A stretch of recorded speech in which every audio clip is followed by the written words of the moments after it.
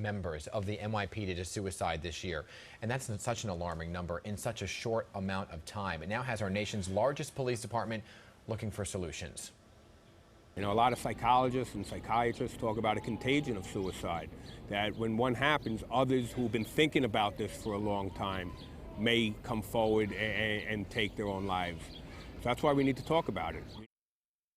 Joining us with insight on this topic, Darren Porcher, former NYPD lieutenant, and psychiatrist Jody Gold, director of the Gold Center for Mind, Health, and Wellness. So good morning to you both. This is such a serious topic with what is happening within the NYPD. And Jody, I want to begin with you about really what we just heard there. How real is this notion that this is a contagion or this is an epidemic? Well, it absolutely is an epidemic. It has been for a long time. It's the 10th leading cause of death in our country. So it is an epidemic, and it does happen in clusters. We do see that people get ideas and it happens in clusters. But I want to be really clear, just because it happens in clusters, it doesn't mean we shouldn't be talking about it. The only way to destigmatize suicide and mental health in general is to be talking about it. And that is something that we've always tried to make sure that is clear, because Yes. I think people think there's such a negative connotation to admitting that you're stressed or you feel anxiety or you feel depressed. And Darren, 9 suicides within the department this year. Why, as a former member of the NYPD, do you think this is happening in this cluster right now? A lot of it has to do with the stigmatism with being this hyper-aggressive culture in policing. Oftentimes you have cops that just don't want to come forward for help. But if you look at what the police department is, police officers as well as military members, they're just a microcosm of society. And when we look at the suicide rate as it's building in society, they're no different than anyone else. But that has always been the case. So what has changed this year? Did something change within the department? Well, the department has, one of the things that I really tout is the insurance. Generally speaking, GHI is one of the riders that provides insurance for cops, and the mental health rider has drastically decreased. And I think that does attribute to the inability for officers to receive the treatment that they need. Moving forward, I think this is something that needs to change, and this is, when we look at the collective bargaining agreements moving forward, that's something that they're going to have to make the adjustment on, because if not, the officers are not going to gain the attention that they need to reduce the suicide rate. Mental health needs to be included in so many of these providers and their insurance. And Jody, what are we talking about here? Are we talking about stress, anxiety, depression, PTSD, all the above? We're talking about all the above.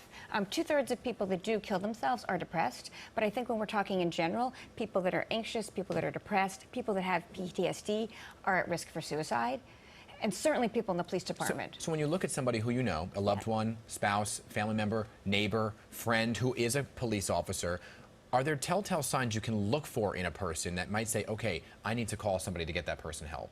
Absolutely. That I want to be clear about. When you notice a change in your loved one or your friend's behavior in any way, whether it's a change on social media, whether it's a change in eating, whether it's a change in interaction, don't be afraid to reach out. What strikes me the most is because there's so much stigma, no one ever asks, especially in a tough macho culture. How do you break through this stigma? Because we have seen, not only within the NYPD, but within society. One of the things with the NYPD, and a lot of people don't realize, is whenever an officer comes forward with a mental health claim, the department's psychological services will do something, or more or less change their status and put them on something we refer to as modified assignment. And modified assignment, what they do is they remove your gun and shield. So they don't. So they don't come forward. Let me be clear. They're not coming forward because they're afraid of what's going to happen to them on the force. That they're going to say, "Hey, we can't put you out on the streets right now."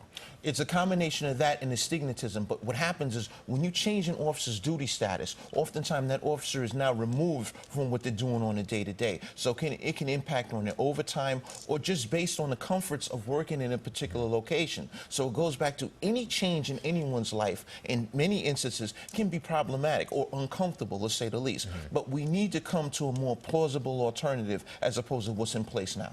So I think it's critical for the NYPD and everybody. We need preventive services. I don't think policemen should be put on modified work when they reach out for help, because they're never going to reach out for help. Exactly. It's got to be part of the culture that you reach out to your friends, you ask them if they're okay. There has to be ways like the app the police department is talking about where you can just push a button and get help. And it has to be that you can work in the police force and not be removed from duty because you have PTSD or anxiety. It's part of our life. We've got to talk about it. People have to stay connected and reach out. Yeah, we got to break this stigma. It's an ongoing conversation that we're going to keep on the forefront. Thank you both for coming in this morning. Darren Porcher, Jody Gold, for speaking with us today. And please, if you really know someone that needs help, call the Suicide Prevention Lifeline. That number, 1-800-273-TALK. You can also head to suicidepreventionlifeline.org. We're going to have all those resources on our website, pix11.com.